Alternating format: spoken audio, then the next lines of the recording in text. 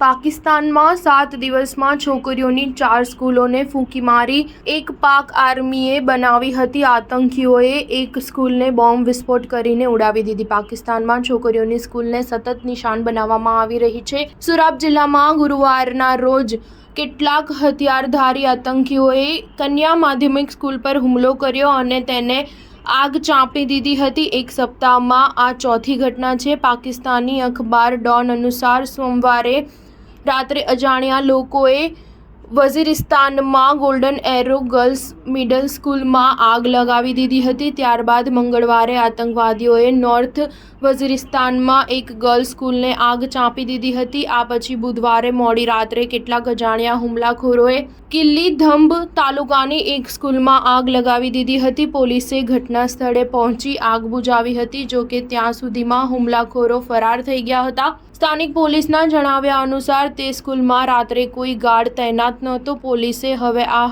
હુમલાખોરો સામે આતંકવાદી કાયદા હેઠળ કેસ નોંધીને મામલાની તપાસ હાથ ધરી છે।